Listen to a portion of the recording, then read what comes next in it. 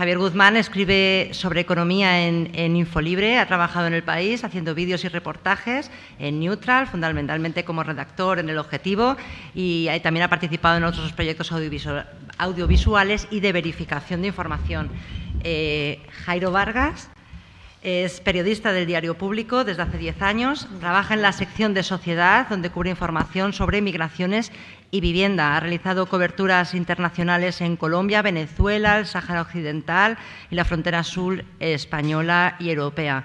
Ambos de la cosecha del 89. Y bueno, os dejo con ellos y yo prefiero mantenerme al margen para que vosotros converséis sin interrupciones, ¿vale? Gracias. Pues como quieras. Bueno, yo tengo una pregunta que está un poco más... se me escucha bien, ¿no? Está un poco relacionada con lo que nos venías contando, con la historia del Banco Mundial. Y bueno, te quería preguntar más, trayéndolo a la actualidad, por ese primo hermano del Banco Mundial, que es el Fondo Monetario Internacional. Tuvo hace poco su reunión de primavera, ¿no? y pusieron unos datos sobre la mesa en los que se veía que su financiación o el dinero que ponía a disposición de países era muy inferior, ¿no?, a lo que conocimos en décadas anteriores. Ya son cada vez menos países los que están recurriendo al Fondo Monetario Internacional como motor de desarrollo o de financiamiento, y quería saber si esto es, desde tu punto de vista, un cambio de paradigma, una lección aprendida a estos últimos años, sobre todo la última década, ¿no?, de austeridad, o si simplemente es un parón que no seguirá así, ¿no?, que cambiará. ¿Respondo? Sí. Sí. Bueno, en realidad, el FMI y el Banco Mundial se reúnen de manera conjunta 2 veces al año.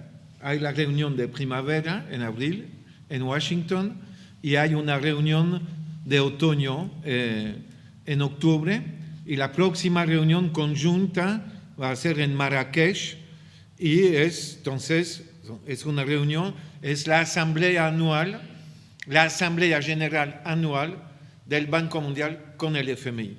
En la reunión de primavera, lo que hay que decir, el FMI respecto a otros prestamistas perdió de alguna manera poder en términos de volumen, pero no hay que equivocarse. El FMI firmó 100 acuerdos en los 3 últimos años. Uno de los acuerdos es con Argentina por 45.000 millones de dólares, es enorme. Con los demás países, entonces casi 100 países, son préstamos que pueden ser para un país pobre de África de 200 millones de dólares, y para Pakistán son 3.000 millones de dólares, o Sri Lanka 1.500 millones. Entonces, no son en estos casos cantidad enorme, pero el FMI, gracias al acuerdo con el país, pone condiciones sumamente brutales de seguir con el ajuste y seguir con privatizaciones, ajuste del presupuesto, recorte de gasto social y privatizaciones. En todos los acuerdos firmados por el FMI en los 3 últimos años hay esa parte. Y entonces, de ese punto de vista, el FMI no ha perdido para nada poder, o volvió a aumentar su poder. Porque si tú comparas lo que ocurrió en los 2000, cuando hubo el aumento del precio de las materias primas, países como Brasil y Argentina vieron sus ingresos fiscales aumentar, y Brasil y Argentina reembolsaron de manera anticipada al Fondo Monetario. O sea, hubo un periodo de vaca pobre, magra, hasta la crisis europea de 2010, cuando el FMI intervino respecto a Grecia, Portugal, Irlanda, Chipre, etc. Y el FMI entonces volvió sobre la escena política internacional. Y ahora, con la pandemia y la nueva crisis económica internacional, el FMI tiene una capacidad de presión enorme. Pero al mismo tiempo, claro, China es un prestamista importante y acreedores privados, fondos de inversión, bancos y otros países como prestamistas bilaterales. Y entonces ahí es interesante, es que el FMI y el Banco Mundial dicen a China, ustedes tienen que meterse con el Club de París, del cual China no hace parte, y participar de la reestructuración de deuda y de alivio de deuda. Y China, de manera inteligente, dice, pero ustedes nos piden de reducir la deuda como el Club de París, pero ustedes, como FMI y el Banco Mundial, se niegan a cualquier reducción porque afirman su señoridad como acreedor. Y nosotros estamos dispuestos a reducir la deuda si ustedes reducen sus acreencias sobre los países. Así que hay una batalla ahora de comunicación entre China, entre FMI y el Banco Mundial, Club de París, inversionistas privados sobre el manejo de las deudas internacionales. Y claro, 10 años atrás Estados Unidos iba muy bien con China, incluso con Rusia, y ahora hay casi una situación, una guerra fría nueva entre China y Estados Unidos, y entonces al interior del FMI hay una crisis entre China y Estados Unidos. Pero Estados Unidos tiene 15% del FMI en la votación o en el Banco Mundial y China tiene 6%. Hola, ¿se me oye bien, verdad? Hola. Uy, qué fuerte. Bueno, muchas gracias por tu breve exposición. Yo creo que nos ha permitido un poco entender cómo hemos llegado hasta aquí. Una de las cosas que has mencionado es la oposición histórica del Banco Mundial a que los países productores de materias primas nacionalicen Sí. pues, la producción, ¿no?, de estas materias. Y he recordado una cosa que vi hace 2 o 3 días, que es que Chile, no sé hasta qué punto se lo está tomando en serio, pero plantea nacionalizar la producción de litio. Ahora estamos entrando en una transición energética que va a disparar el consumo de materias primas como pues, litio, ¿no?, el cobalto. Y te quería preguntar si crees que esto va a provocar la contrariedad del Banco Mundial, si crees que va a despertar movimientos nacionalizadores en otros países, por ejemplo los africanos, ¿no?, que producen muchas materias primas que son necesarias para construir, por ejemplo, pues, las baterías de los coches eléctricos, por ejemplo, ¿no? Entonces te quería preguntar un poco cómo ves el panorama. No, es claro que el Banco Mundial intervino al lado de Estados Unidos para, desde los años 50, mencioné a Mossadegh, primer ministro de Irán, que nacionalizó el petróleo y fue derrumbado por un golpe de Estado, o Arbenz, que quiso nacionalizar las tierras de la United Fruit Company, y bueno, podemos tomar todos los golpes contra gobiernos progresistas como el de Allende de septiembre de 73 frente a nacionalización.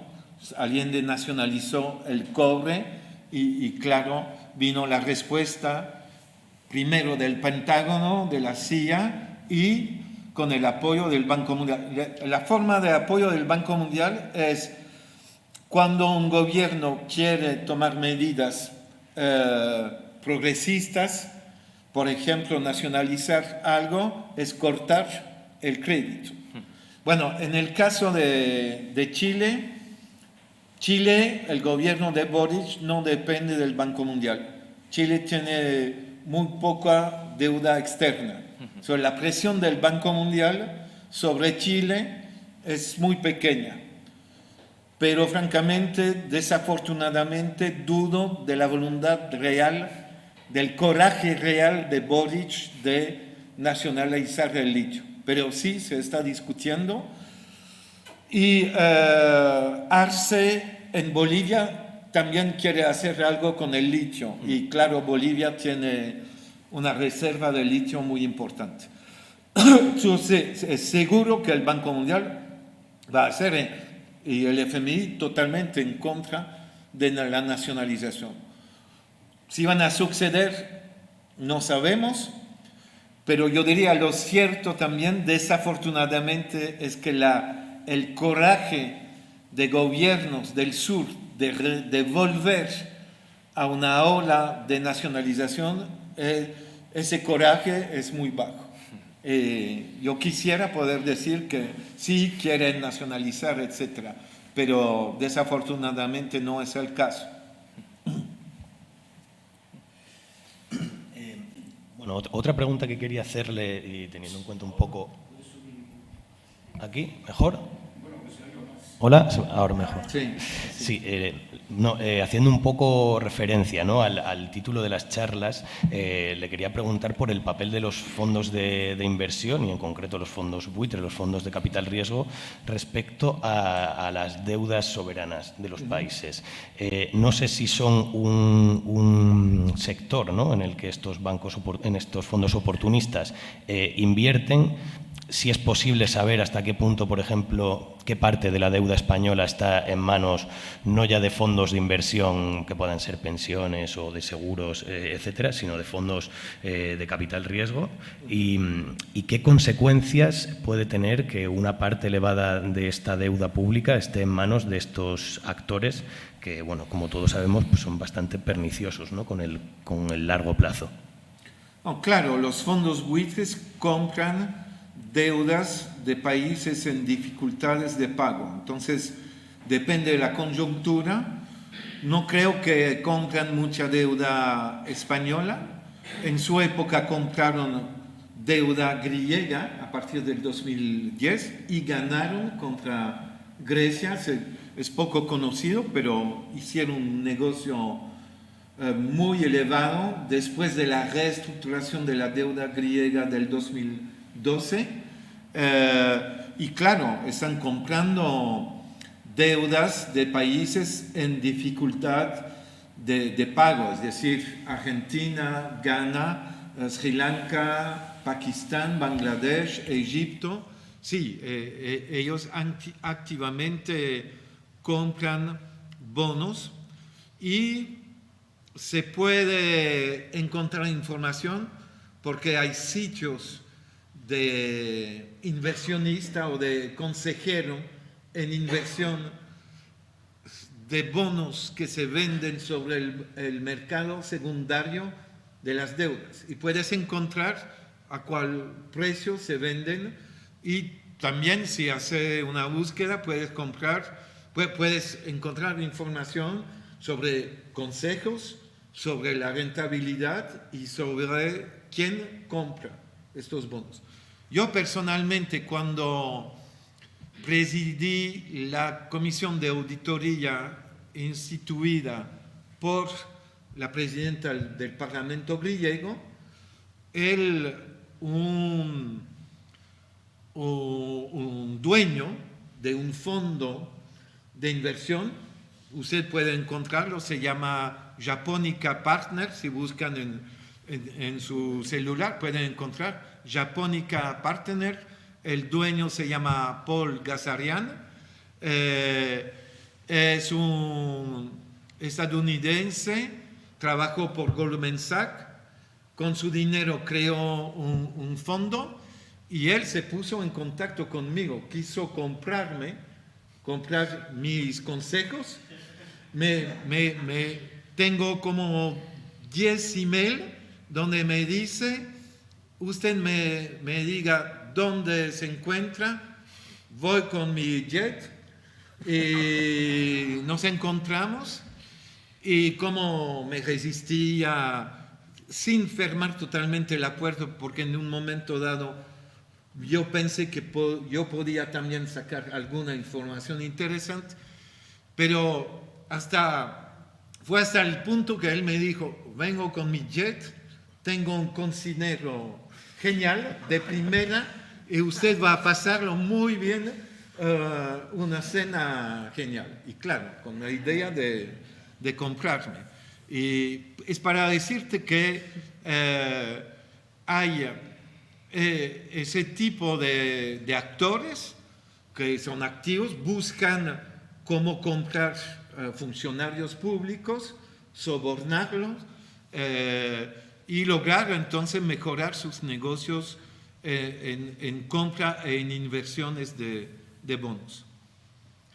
Quizás puedo también darle un ejemplo sobre Ecuador, una anécdota importante. Cuando Rafael Correa estábamos haciendo la auditoría de la deuda del Ecuador, eso duró de julio 2007 a septiembre 2008, 14 meses de auditoría de la deuda acumulada por Ecuador entre 76 y 2006. Ustedes oyeron hablar de lo que se llama los Credit Default Swaps, CDS. Un CDS es un seguro que un fondo puede comprar para protegerse contra el riesgo de impago de parte de un Estado de su bono, de tal bono, ¿ok? Pero incluso se puede comprar CDS sin tener bono. Entonces tú compras un CDS frente al peligro de impago sobre un bono, pero no tienes el bono. Pero si hay realmente un impago, es decir, un default, puedes recibir la compensación, ¿ok? Entonces hay una manipulación sobre los CDS. Y hay CDS sobre países, pero también sobre empresas, sobre la Silicon Valley Bank, sobre el Credit Suisse, hay CDS. En el caso del Ecuador, una firma de Miami se comunicó con el ministro de Finanzas del Ecuador, Ricardo Patiño, y yo trabajaba en la comisión de auditoría. ¿Y qué dijo el fondo? El fondo, su especialidad era vender CDS. Y la propuesta del fondo era la siguiente, al ministro, era decir que Rafael Correa tenía que crear la impresión que en febrero de 2008, cuando había que pagar un cupo sobre un bono, no lo va a pagar. Y entonces de hacer entender esto un mes antes. Y el cálculo de la firma era, vamos a vender por 300 millones de CDS, usted no va a suspender el pago y mitad, 150 millones para el Ecuador o para el ministro en una cuenta que nos van a comunicar y 150 millones para nosotros.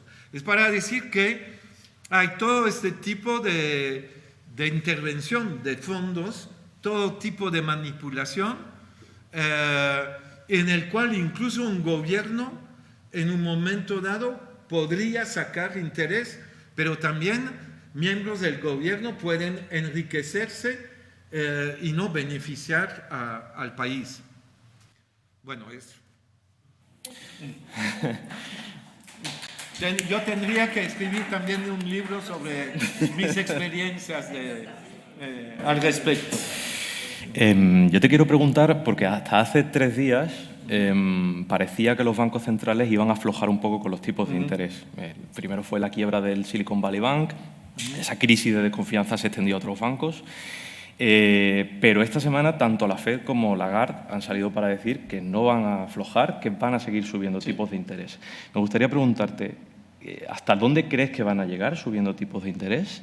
¿Y cómo va a afectar esto a los países que están más endeudados, que no solo son los países del sur, también hay muchos europeos, incluso los que históricamente han sido acreedores, ¿no? Como Francia, por ejemplo? Bueno, es claro que sí van a seguir con esa obsesión de luchar contra la inflación y con la creencia o la ilusión que aumentar la tasa de interés inmediatamente tiene un efecto de control sobre la inflación. En realidad, saben que lo que están provocando es una recesión, que una recesión va a llegar, que la están acelerando con el aumento de la tasa de interés, y en una recesión normalmente hay reducción de la inflación, aunque a veces hay recesión e hiperinflación. Pero claro, tomaron esa decisión y no cambian de orientación. Así que las consecuencias para los gobiernos, yo diría, de los países periféricos de la zona euro, va a crear dificultad grande a Italia, a Grecia, a Irlanda, pero seguramente primero a Italia, Portugal y Grecia. Es decir, que para refinanciar su deuda van a tener que prometer más intereses más altos a los que podrían comprar sus bonos soberanos. Para los países del sur, ya un país como Ghana, si quisiera, o Egipto, si quiere emitir ahora un bono, tiene que prometer 10 a 12% de tasa de interés. Cuando hace 5 años atrás, 4 años atrás, 2 años atrás, eran 3-4%. Entonces, sí, vamos a tener una nueva crisis de deuda pública. Ya está en marcha en el sur, ya Ghana está en suspensión total de pago, Sri Lanka está en suspensión, acaba de firmar un acuerdo con el FMI después de 12 meses de negociación y va a reestructurar con otros acreedores su deuda y empezar a retomar los pagos. Egipto, Túnez están al borde de la suspensión de pago, para dar algunos ejemplos. Y Argentina está con grande dificultad con su deuda también. Pero también las empresas, por supuesto, la Silicon Valley, la Credit Suisse. Credit Suisse emitió bonos de deuda que se llaman AT1 hace un año atrás, a 8% de tasa de interés. Es decir, Credit Suisse no lograba vender bonos de su deuda, obligaciones, pero que se llaman AT1, abajo de 8%, lo que mostraba el riesgo que presentaba el Credit Suisse. Pero Deutsche Bank es parecido, y usted le aconseja averiguar Santander, los AT1 o BBVA, cuál es la remuneración, porque es un indicador de lo que piensan los mercados sobre el riesgo que presenta ese banco. Entonces, en la solución de la quiebra de Credit Suisse, la autoridad suiza que impuso la compra de Credit Suisse por UBS, la Unión de Bancos Suizos, decidió que los bonos AT1 perdían 100% del valor, por 17 mil millones de francos suizos, que son un poco más de 17 mil millones de euros. El mercado de AT1 es de 280 mil millones de euros. Entonces hay AT1 Deutsche Bank, AT1 BNP Paribas. Eso 280 mil millones. Entonces, los tenedores de estos bonos, que son bancos, fondos de inversión, se preguntan, ¿qué va a pasar si cae el Deutsche Bank? Lagarde dijo, me comprometo a no hacer como hizo Suiza. Vamos a primero afectar a los accionistas antes de afectar a los bonistas. Pero hay dudas. Entonces, en varios sectores, de los mercados financieros. Con el aumento de la tasa de interés hay elementos de desestabilización. En cualquier momento puede ocurrir un accidente, pero importante en estos mercados. En la bolsa de valores, en el mercado hipotecario, en el mercado de bonos de empresas privadas, en el mercado de deuda soberana, en todos estos mercados, y mercado de materia prima y de alimentos también hay una gran estabilidad, volatilidad, como se dice. Y entonces todo esto son, yo diría, el aumento de la tasa de interés es un catalizador de todos los factores destabilizantes en los mercados. Entonces, la previsión es que lo que ocurrió con Silicon Valley, con Credit Suisse, no ha terminado. Pueden ser otros bancos, pero pueden ser otros sectores de los mercados financieros. Por ejemplo, usted sabe que el valor de las acciones de varias, no solamente de bancos, pero por ejemplo Tesla perdió 60% del valor. Tesla, que es una empresa potente, Amazon perdió 50% del valor. Entonces hay una situación de gran volatilidad y inestabilidad en muchos mercados, con posibilidad de nuevas crisis. Bueno, como ustedes no son inversionistas directos, pero indirectamente como contribuyente, sí tienen que realmente pensar lo que va a ocurrir. Gracias a los tres. Yo creo que lo tenemos que dejar aquí para ir cumpliendo con el programa. No sé si está previsto que participéis alguno, porque veo manos levantadas. Ángel. Hola. Sí. Vale. Bueno, en primer lugar, de nuevo, muchas gracias por todos tus excelentes análisis, Eric. Yo te quería preguntar si compartes la idea que en relación a lo último que estás diciendo, de la cuestión de los tipos de interés, y también nos juega otro elemento que tiene que ver con la cuestión relación dólar-euro y el contexto mundial en el que se mueve la economía, en donde por un lado tenemos una grave crisis, lo último que acabas de decir, bueno, que no somos inversionistas, pero tenemos depósitos y puede haber un corralito. Puede haber un corralito, no se puede descartar, aunque sea puntual. Y luego con las garantías del Banco de España, por ejemplo, en caso de España, pero que luego, al fin y al cabo, te lo devuelvan al cabo de 2 años con la inflación, significa la mitad. Bien, en este sentido, por otra parte, también en relación a la periferia, cumple otro papel importante, porque lo que ocurre al revalorizarse el euro, el dólar, se hace más difícil el pago de las deudas de la periferia en divisas. Eso a su vez les apremia para el ajuste más brutal allí en esos países, pero a su vez también facilita la salida de las transnacionales, es decir, la compra de las joyas de la abuela en los países periféricos que están en esta situación, entre otros, porque efectivamente, ante la presión del FMI, por eso, ¿por qué acogota, lo decíamos el viernes, ¿no? ¿Por qué acogota el FMI mucho más que el Banco Central Europeo en Europa? Porque la periferia tiene que entrar en esa dinámica que intentaba describir el viernes, que ocurrió en los 70, donde las grandes deudas de los países centrales se fueron convirtiendo en grandes deudas de los países periféricos.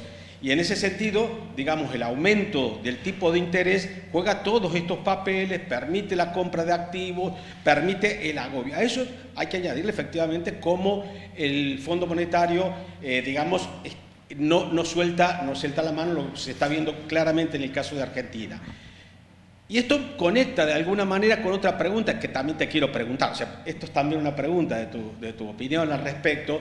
Y la otra, en relación a lo que han comentado los compañeros periodistas respecto a la cuestión de los recursos naturales, los bienes naturales En el caso, por ejemplo, del litio, comparto tu visión de no tener demasiada confianza en que Boric pueda actuar en el sentido de nacionalizar, pero es que hay que recordar que, yo citaba también el viernes, que es la segunda vez en el año que la comandante del Comando Sur, la máxima comandante del Comando Sur de Estados Unidos, visita a Argentina, se entrevista con los ministros de Defensa, con todos los miembros del gobierno y está en las redes, hace unos pocos meses declaraba, porque tenemos que cuidar nuestros recursos, nuestros recursos de litio, de agua, en América Latina, que están en peligro ante China. Es decir, no podemos desconectar. Yo sé que ni tú, ni yo, ni seguramente ni los compañeros allí lo hacemos, pero digo, en general los análisis no podemos desconectar la cuestión política. Tú también has hecho referencia a cómo precisamente Cuba nunca participó en el FMI, pero en esos años se incorporaron todos los de América Latina, España incluida también, al FMI, y a partir de ahí, digamos, viene el instrumento. Sabemos que el FMI, junto con el Banco Mundial, son de alguna manera los gendarmes financieros del gran capital financiero, ¿no? Y en este sentido, y ahí cierro, la pregunta que te quería hacer es, ¿cómo ves tú el margen? Debo confesarte mi percepción de que es escasa, el margen que tiene el nuevo Banco de Desarrollo de los BRICS. Porque en última instancia se supone que quiere ser el competidor del Banco Mundial. En este sentido, pues, digamos, sabemos de momento que van a atender a los países más pobres. Al fin y al cabo, mi percepción, mi preocupación, bueno, más que nada preocupación, es que el Banco Mundial, más allá de, como decía, esa diplomacia amable de China, pero que es también el que disputa la hegemonía imperial con Estados Unidos, al fin y al cabo, pues haga un papel similar al del Banco Mundial de abrir las inversiones, de permitir las inversiones chinas en la región, etc. Ya dije que hay gente que cree que China es un imperialismo amable, no comparto esa idea y por lo tanto me gustaría esa opinión. Muchas gracias y perdón por la extensión. Bueno, pienso que no hay que hacerse ilusión sobre el Banco de los BRICS. Pienso que China va a priorizar su propio banco, Brasil va a priorizar su propio banco, que es BNDES, pero claro, como se otorgó a la presidencia del Banco del BRICS a Dilma Rousseff, Lula va a proponer cosas y se va a hacer algo, pero en realidad muy poco, porque los grandes van a utilizar sus propios instrumentos, los grandes, es decir, China, a través de acuerdo bilateral, y no le interesa potenciar realmente los BRICS, salvo si domina los BRICS y que los BRICS pueden constituir un modo de presión. Y sobre todo, el modelo de los BRICS es más extracción de recursos naturales y más modelo extractivista exportador. Y entonces no defienden otro modelo. Y por eso no me hago ninguna ilusión sobre el Banco de los BRICS y los BRICS como alternativa. Ya no hay más palabras. Yo creo que hasta aquí, por cumplir con el programa, Aida, pero tiene que ser muy breve. Ecuador.